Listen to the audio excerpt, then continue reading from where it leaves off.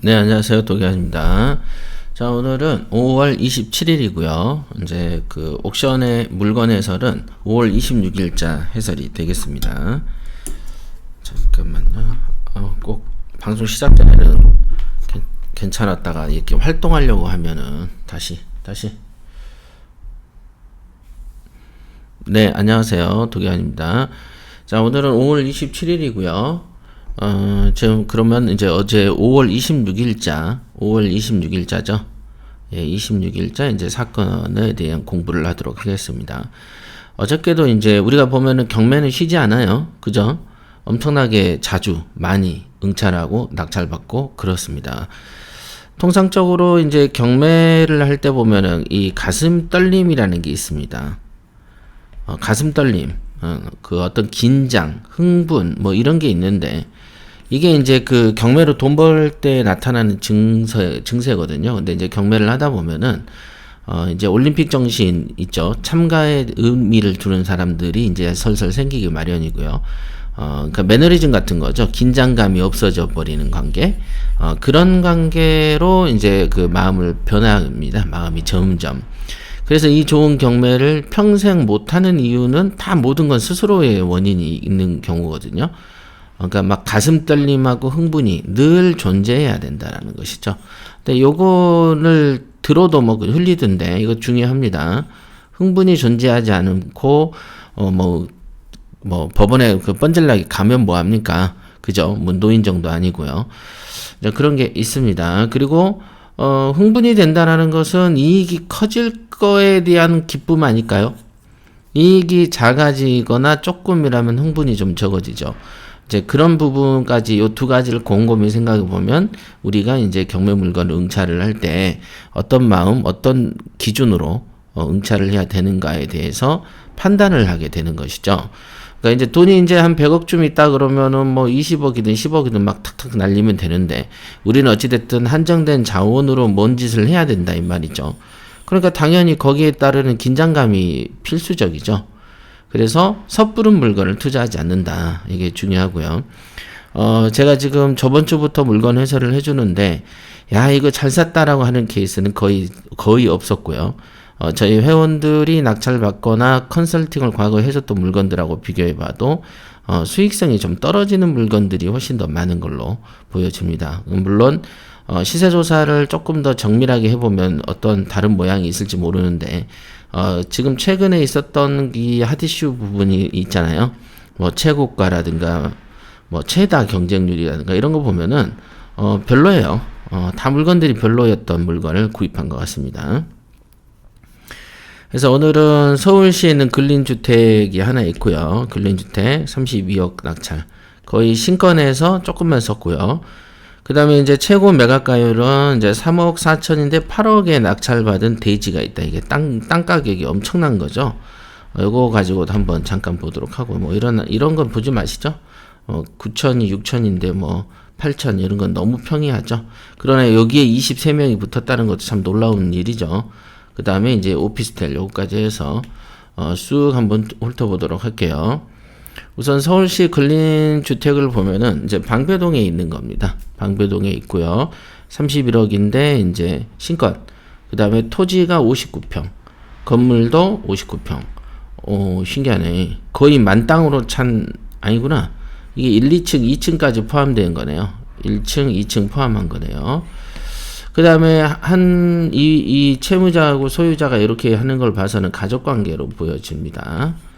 그리고 여기 보면은 공유물 분할을 위한 경매에 놓고 강제 경매라고 해놨네. 원래 공유물 분할 경매는 임의 경매거든요. 그래서 이런 부분들이 조금 뭐 강제 경매도 임의 경매든 큰 차이는 없습니다만은 통상적으로는 공유물 분할 경매는 당연히 임의 경매가 맞습니다. 그러나 이제 강제 경매라고 이렇게 해놨네요. 자, 보시죠. 뭐 그거는 이제 크게 중요한 게 아니니까 여기 보면은 이제 2명이 응찰을 해서 한 1억 안쪽에 써서 낙찰이 됐고요. 그 다음에 이 자리가 어떤 자리인가 했더니 방배동이고요. 방배동은 요즘에 이제 재건축이죠. 재건축 붐이 일어서 집이 곳곳이 재건축을 하고 있습니다. 집을 이렇게 보시면은 정말 낡았죠? 정말 낡았어요. 뭐 셔터 있는 거 보시면 이렇게 딱 봐도 좀 없어지잖아요. 물건이 많이 낡았어요. 안에 봐도 그렇고 여기는 뭐 엉망진창이죠. 사람이 안 사는 거예요. 지금 1층에 계단에 이렇게 하는 거 보면은 언제부턴가 안 살았는지 모르지만 여기 물도 새고 엉망진창이다 이게. 그래서 내는 것 같습니다. 그래서 여기는 1층이네요. 그 셔터 안쪽에. 여기가 보면은 지도로 봐야 되겠다. 지도 전자지도. 네. 보면은 통상적으로 지금 여기가 다 재개발이에요. 여기가 다 재개발이고 여기가 다 재개발 재건축. 여기까지. 그러니까 지금 이 자리는 재개발 재건축이 아닌 걸로 알고 있어요, 제가. 그래서 이동 주민센터고 여기가 이제 이수초 옆인데 이쪽은 조금 외졌습니다. 그 사당역 사거리니까 사실상 여기 파스텔 시티 이쪽은 되게 개발이 돼 있거든요. 근데 요 뒤쪽은 굉장히 낡아 있어요. 여기까지 이렇게만 낡아 있습니다. 이 지역이. 그래서 아마도 여기 개발하고 여기 개발하면 여기도 개발에 대한 게 붐이 이제 일어나겠죠. 그렇죠. 아무래도 여기 그 대로변하고는 가까우니까. 그러나 이제 이 가격이 요 앞쪽 나래비 쪽으로는 이제 건물들이 있어서 여기는 재개발을 포함 안 시킬 거예요. 그러니까 요 뒷부분부터 시켜진다고 봤을 때 여기에 있는 완전 취락 지역에 비해서 상대적으로 여기에는 상가도 좀 있고 그래서 범위를 잡기가 힘들어서 요 자리를 딱 개발한다고 보기는 어렵습니다. 방배 이동 주민센터 앞쪽으로 해가지고는 조금 그 범위가 너무 좁아. 요 정도 블럭이면은 사실상 뭐 이 정도 블럭이면 요 정도 블럭밖에 안 되잖아요. 뭐 요 정도도 안 되잖아 지금. 그죠? 근데 요 밑으로 한참 다 개발이거든. 요건 조금 힘들 것 같아요. 그러니까 오래 걸린다는 거죠. 언제 어느 순간에 누가 붙어있다는 거는 우리가 알 수는 없죠. 그렇지만은 입지상은 개발이 더 빠를 것 같지만은 외져 있고 오히려 더 그 개발이 더뎌지는 장소다 이 자리는. 이렇게 보실 수 있습니다. 그러면은 개발이 더뎌질 때는 어떤 걸 보고 사야 되냐면은 시세보다 한참 밑에 사면은 개발이 더뎌져도 우리가 마진이라는 게 있잖아요. 아니면 요거를 이용해서 무엇을 할 수 있어야 되는데 지금 본건 같은 경우는 건물 전체가 낡아가지고 저걸 수리하는 데마다 3억에서 4억 이상 들어요. 잘 안 될 거예요. 그러니까 요거를 어떻게 이제 고쳐서 회사로 쓰겠다라고 할 수도 있겠죠. 그러나 여기는 지금 보면 주차장이 작아가지고 별로 이거를 개조해서 어떤 식으로 물론 1층에 점포들을 전부 다 터서 주차장으로 그럴 수도 있겠죠. 2층은 사무실로 쓰고. 그죠? 그거는 이제 각자 자기 마음인데. 하지만 이 58평짜리 땅에서 무엇을 뭐 얼마나 더 큰 회사가 들어오겠습니까? 이거는 아마 수리한다는 생각을 안 했다고 보는 게 합리적이고 그렇다면은 그냥 투자용으로 산 것 같다라는 생각이 좀 듭니다. 이거를 수리까지 해가지고 아까 좀 안에 보셨잖아요. 수리까지 해서 한다고 보면 5억도 모자라요. 5억도. 그 다음에 58평이니까 이게 건물의 외관에 비해서는 상당히 좀 작다라고 볼 수밖에 없어요. 그죠? 토지가 59평 아닙니까? 토지가 59평이니까 얼마 크지도 않아요. 건물은 2계층이지만은 2계층이 59평이니까 한 층에 28평이면은 그 크지 않은 거죠. 그죠? 한 30평 안쪽의 어떤 건물이다라고 보여지고요.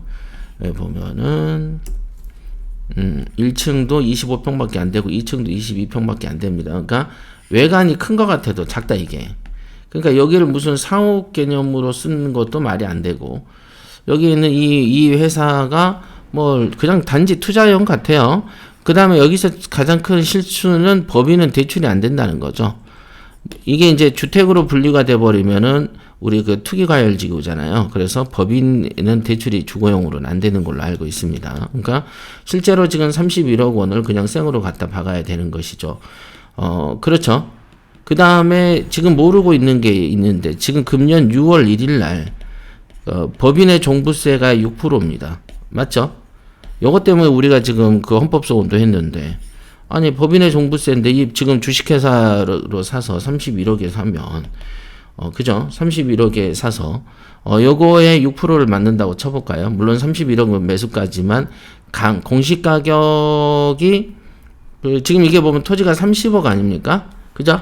감정가가 이 정도고 이게 이제 아마 공시가 기준인데 공정시장가율은 그거보다 조금 더 낮다라고 봤을 때 30억이 아니고 한 20억이라고만 봐보죠 그냥.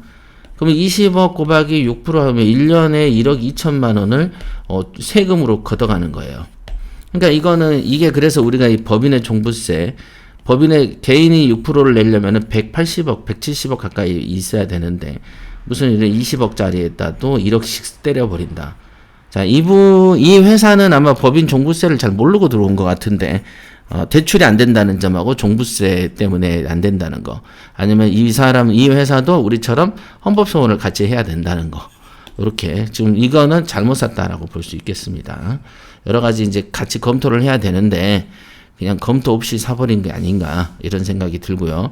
하나는 이제 이게 주택이 아닌, 주택이니까 안 되는데 근린으로 풀어서 대출을 그나마 40% 미만이라도 받아보려고 시도를 할 수는 있겠습니다만은 왜냐하면 근린이니까 상가 아니냐 뭐 이런 쪽으로 풀라고 할 수도 있겠죠. 그러나 종부세에서 딱 걸린다는 거죠. 물론 이 근린주택도 상가니까 상가는 종부세 대상이 아니잖아요 라고 풀려고 머리를 쓸 수도 있겠습니다만은 이거는 어디까지나 근린주택도 주택으로 이렇게 보죠. 상업이 어느 정도인지 비율에 따라 다릅니다만은 요 부분까지 검토하고 샀을까 지금 궁금하네요. 그죠? 근린이니까 근린생활시설은 상가로 보고 주택은 주택으로 봐가지고 근린생활 상가에 대해서는 종부세가 일부 적고 이거에 대한 대출은 또 상가로 빼려고 머리를 쓰려고 할 수도 있지 않았을까라는 생각도 듭니다만 이제 이런 경매 쪽에 어떤 전문적인 어떤 회사는 아닌 걸로 보여지고요. 그 다음에, 건물 등기 한번 볼까? 네, 건물 등기를 보면은, 서초구 방배동이고요. 여기 보면은, 2층 주택이고 1층 소매점 딱 돼 있네요. 그러니까 2층 주택에 대해서는, 우리가 이제 근린생활시설, 근린주택 이런 거 하면은, 근린과 주택하고 상가 부분의 범위를 따집니다. 그래서 상가가 더 많은 부분이 있다. 그럼 주택이다. 주택이 더 많으면 이제 우리가 국가 입장에서는 주택으로 취급해가지고 양도세를 뜯고요. 이런 식으로 많이 합니다. 근데 상가가 더 많아. 그러면 주택 하나, 상가 하나 있는 걸로 보고. 국가가 이렇게 이제 좀 머리를 쓰는데 관련된 세법은 이제 세무사들한테 이제 상담을 하면 되겠습니다. 그래서 우선적으로 이 물건의 하자는 첫 번째가 법인으로 샀다. 두 번째, 그래, 종부세 대상에 대해서 생각을 해야 된다. 그 다음에 주택으로 봤을 때는 대출이 안 될 것이다. 그 다음에 세금에 대해서는 이제 종부세 세금 논란이 있을 것이다. 이런 거. 그 다음에 수리를 한다고 보면 수리비는 5억 이상 더 들 것이기 때문에. 그 다음에 개발을 보고 샀다. 그러면 이 자리는 다른 데보다 개발이 훨씬 더 더딘 자리다. 이런 정도로 요약 정리한다면, 이 목돈이 엄청나게 투자되고, 이자는 나가는, 대출이 된다면 이자가 나가겠지만은, 대출이 안 된다고 봤을 때는 거의 한 33억 이상을 꼬라 박아야 되고, 인테리어 한 5억 박아야 되는데, 인테리어를 그렇게 넣지는 않을 것 같으니, 사놓고 버티기 작전을 갈지도 모르겠다. 근데 무슨 꼴랑 25평짜리를 4억으로 쓰려고 할까? 라는 의구심도 좀 있고요. 하여간 조금 합리적인 어떤 이해는 잘 안 되는 투자를 지금 한 것 같다. 이렇게 보여집니다. 자, 부산시 대지 같은 경우에도 여기에는 부산시 진구 부암동이고 대지니까 이제 대지 82평, 단독주택 하나 정도를 보통 50평이면은 작은 빌라를 하나 짓죠. 근데 80평이면은 이제 빌라를 2동까지는 아니어도 좀 큰 연립을 지을 수도 있는 자리입니다. 그래서 이렇게 비쌌나? 3억인데 8억에 다 낙찰 받았나? 채무자가 건설이네, 마침. 근데 그 사진을 쭉 보니까 이렇게 극경사 있다가 앞에가 저쪽 멀리에 차들이 보인다. 이게 뭐냐? 여기만 보면은 노란 건 도로죠. 그 다음에 여기 빨간 건 상업지역인데, 뭐야, 그래서 비싼가?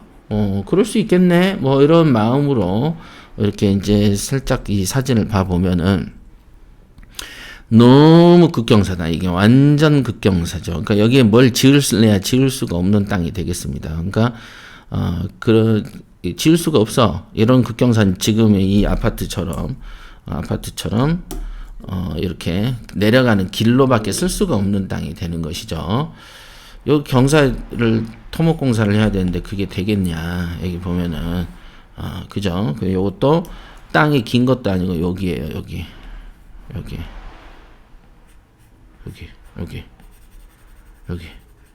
여기 이제 경사 고바이죠. 경사가 너무 심해요. 요 자리가 너무 심합니다. 그러니까 이런 땅은 사면 안 돼. 누가 사주기로 약속했나? 그건 모르겠는데 살 수가 없고 산도 안 되고. 여기 보시면은 여기에는 뭔 집이 있는 것 같죠? 그죠? 그리고는 여기에는 임야야? 대지로 돼 있지 않았었나요? 그리고 옆에는 항상 우리가 제일 싫어하는 준보전 산지라는 게 있죠. 준보전 좋지 않아요. 그 다음에 여기 돼지. 그러니까 바로 옆에가 길 막다른 길이네. 그죠? 요 노란 거에 막다른 길에 있는 이 땅이네요. 그러니까 이제 맹지는 아닌가 보죠. 자, 근데 극경사야. 맹지인가 아닌가 봅시다. 요거를 세상에 6명 응찰해서 3억이 8억 됐어. 와, 이렇게 8억 3천이고요. 대지라고 하지만은 임야네요. 임야. 용도가 임야고요. 현황은 주거나지라고 되어 있습니다. 여기 상업지역 빨간색이 상업지역이죠. 그 다음에 상업지역이면 뭐합니까? 극경사인데 그래놓고 상업지역에 있는 이제 주거죠. 그러니까 요거는 글쎄 그 공부상 임야이나 현황은 밭으로 이용 중이다. 없어. 지금 보시면은 80평이에요. 그죠? 80평을 8억에 낙찰받았어. 그러니까 평당 한 1,000만 원 정도 준 거죠. 평당 1,000만 원을 드린 거야. 물론 우리도 이제 그 부산에 땅이 있지만 평당 500 얼마 막 600 가까이 돼 버리더라고요. 그것도 경사진 곳인데 그것도 대지예요. 우리는 대지만 240평 정도 갖고 있는데 이게 한 600평 정도 되더라고요. 600만 원 정도 그 감정 자체가 공시가라 그래야 되나? 시세는 아니고 훨씬 더 세겠죠. 그러니까 요런 상태더라고. 좀 놀라웠어요. 그러나 우리는 길에도 다 있고 건축이 가능한데 이거는 지금 80평짜리에 경사가 저려가지고 어디 집을 하나 지을 수도 없고 부산도 지금 8억 정도 드릴 정도면 평지를 이쁜 걸 살 것 같은데 이거는 집을 지을 땅을 사는 게 아니고 개발에 대한 호재를 보려고 한 것 같습니다. 요거는 고저를 달리하는 광대로의 접하나 광대를 통하여 진출이 불가능. 그러니까 큰 길가로는 진출이 불가능하고 아까 새길로 마지막에 있었죠. 로폭 1m의 계단식 도로에 접한다. 그럼 아까 봤던 노란색이 계단인가 봐요. 아까 봤던 노란색 여기. 아이고 이거를 지도로 보자. 지도.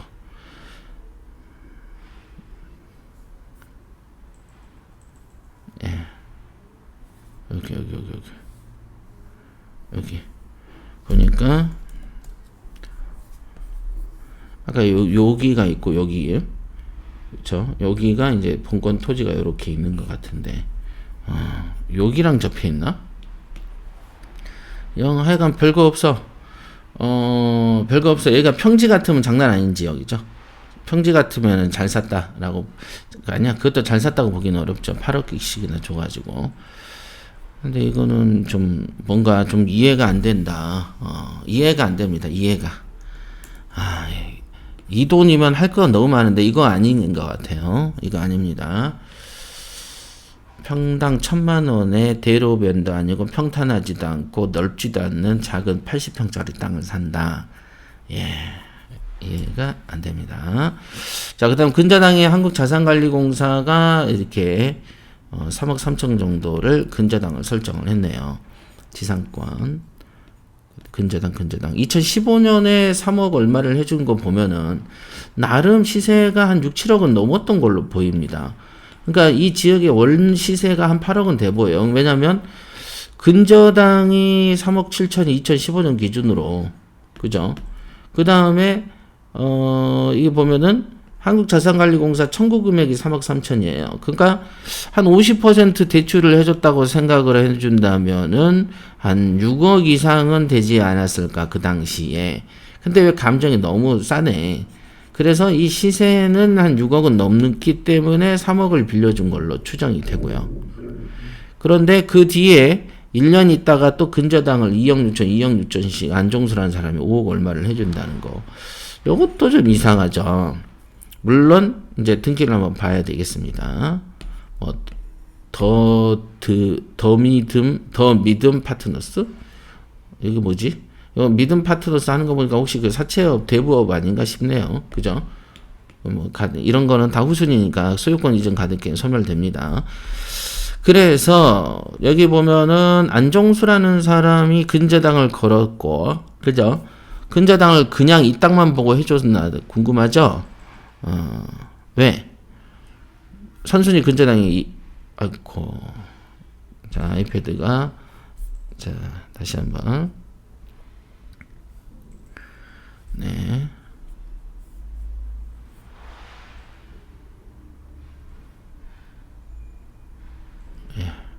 등기가 꺼졌어요. 봅시다.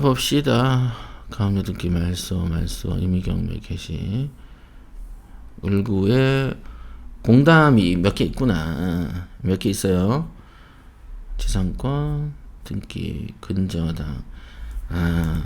이 채무자가 행운건설이라는 건설회사고요. 근저당권자가 안종수라는 분이네요. 안종수고 공담으로 278에 뭐 어쩌고저쩌고 278 9797 뭐 93 몇 개가 있어요. 그러니까 아까 이 땅이 자체적으로 3억을 해줬기 때문에 그 이 땅의 가치가 최소 6억은 되지 않았겠냐라는 생각은 취소하겠습니다. 왜냐하면 공담이 몇 필지가 더 있고요. 이 몇 필지랑 포함된 담보를 해서 3억 얼마를 빌려준 겁니다. 자산관리공사가 원래는 이제 근저당권자가 부산시 수협이었는데 그걸 자산관리공사가 인수했네요. 그래서 여러 채를 합친 금액이 이거였다 이렇게 볼 수 있겠습니다. 자, 그래서 이 땅은 왜 사는 거야 이거는? 이건 왜 산 거죠? 그냥 8억을 쓸데없이 날렸다 이렇게 보면 되겠습니다. 그걸로 딴 거를 까져서 먹어야죠. 자, 그 다음에 마지막 최다 경쟁률 요거를 해야 되나? 뭐 양산 아파트 한번 봅시다.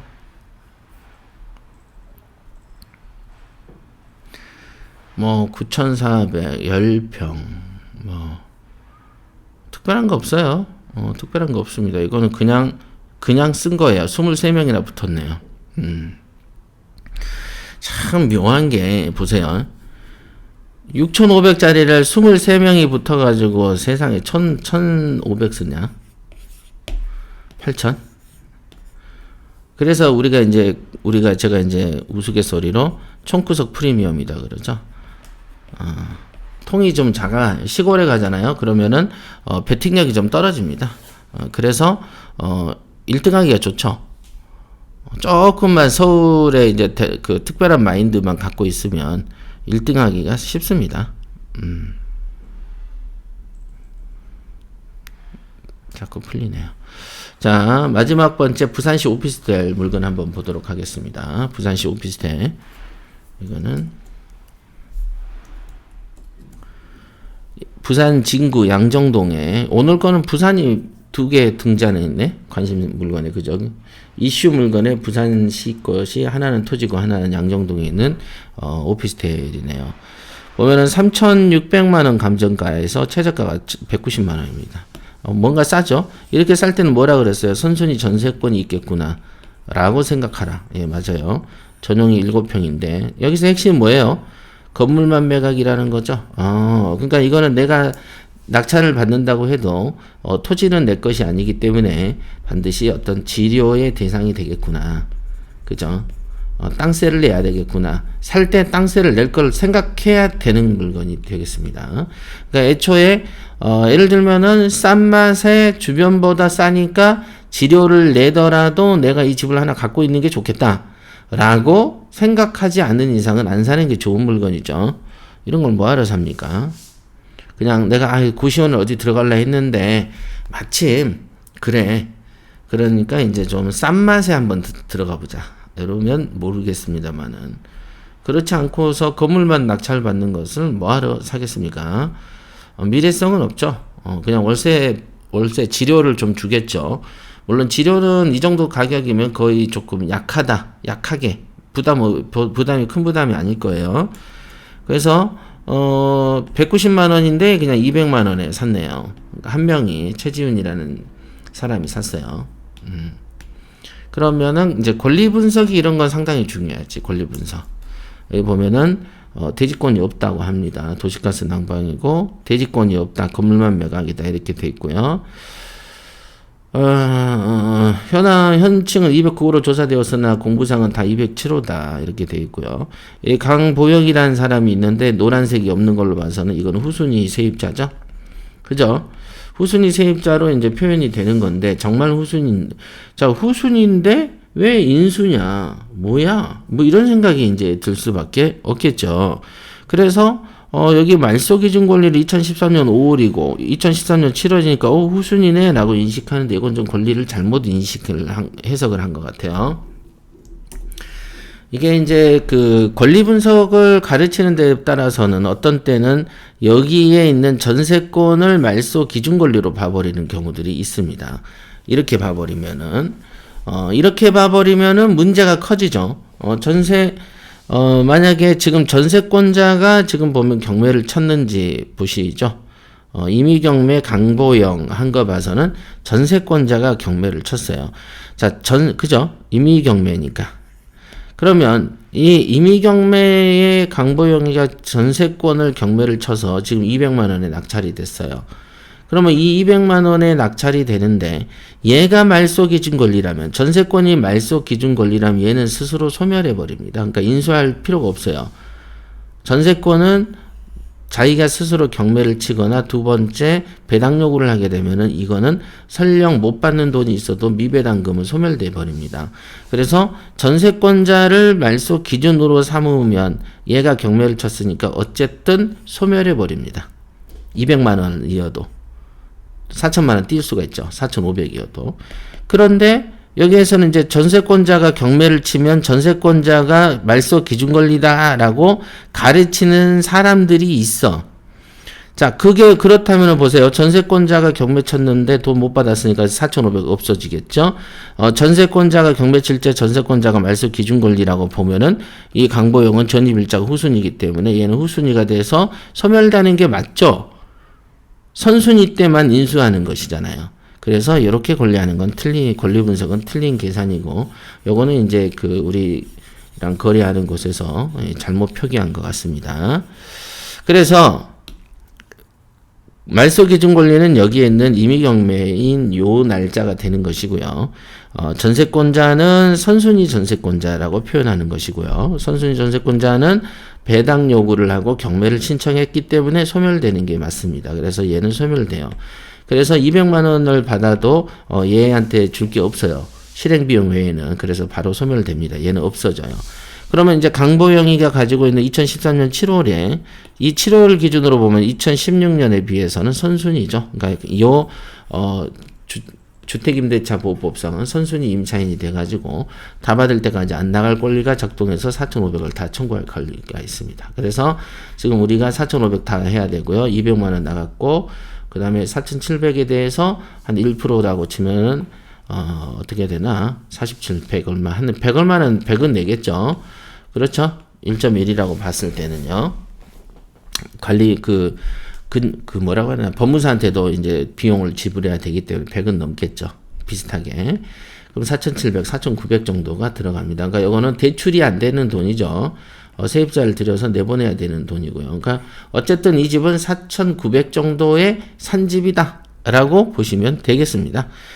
그래서 4,900 정도의 산집이다라고 봤을 때 현재 감정 가격이 3,600이기 때문에 과연 물론 이제 전세가 4,500에 들어있는 거 봐서는 감정가가 좀 저가에 감정된 거가 아닌가라고 추정할 수도 있습니다. 그래서 세입자는 2013년에 들어왔고요. 2013년. 그쵸? 야, 이거 왜 이렇게 오래 버텼어? 1200까지 내려갔다 토해냈네요. 2019년, 20년 몇 번입니까? 이게 지금 15차까지 떨어진 문제입니까? 이거 뭐야? 여기에선 인수금 4,500 있으니까 한 3,000 얼마를 더 물어내야 되겠죠? 3,300. 그 다음에 건물도 지 거가 아니고 지료를 줘야 된다고 하기 때문에 인근에 7평짜리의 거를 별도로 사는 게 낫지. 4,900 정도를 들여서 땅도 지분도 없는 거를 살만한 일이냐. 요것도 100% 잘못 샀다라고 보실 수 있겠습니다. 그래서 역시나 지금도 5월 25일에 있는 화요일날 벌어진 5월 26일 수요일날 벌어진 경매 사건에서는 역시나 요거는 잘못 샀고 권리관계 한번 분석하셔야 되고 잘못 샀어요. 땅도 없는 거를 4,900에 산 거예요. 그 다음에 요거는 조금 놀라운 게 23명 붙어서 1,500 더 썼다는 게 놀랍고요. 요거는 극경사지에 땅도 1m짜리 이상한 노란 계단식 맹지 하나 붙어 있는데 이거를 80평에 8억을 주고 살 일이냐? 아니다라고 볼 수가 있겠고요. 그 다음에 요거는 서울의 이 입지는 참 좋다, 방배동에. 입지가 좋다라는 것은 길가에서 가깝고 먼 미래에 개발될 것처럼 보이는 입지라는 거죠. 그러나 이 입지라는 거는 좋아도 개발을 하기에는 주변 건물들이 요 옆에 것들이 합의나 수용이 잘 안 되는 자리고 지금 현재 방배동에서 개발이 되고 있는 여러 가지의 개발 구역에서 상당히 먼다, 이게. 관심사항에서 멀리 있는 그런 물건이다. 만약에 세입자라도 들어있으면 모르는데 아내 보셨겠지만 아내는 이제 수리를 엄청 해야 되는 것이고 요 돈도 아까도 말했잖아요. 법인이기 때문에 주택으로 보면은 얘는 대출이 안 돼서 생으로 30몇억 원을 준비해야 되는 상황이 될 수도 있다. 그죠? 여러 가지로 법인이 사서 종부세 대상이 될 가능성도 너무 높다. 그래서 요거는 잘못 샀다. 그러니까 하여간 다 잘못 산 케이스다 라고 보시면 되겠습니다. 자, 여기까지 하겠습니다.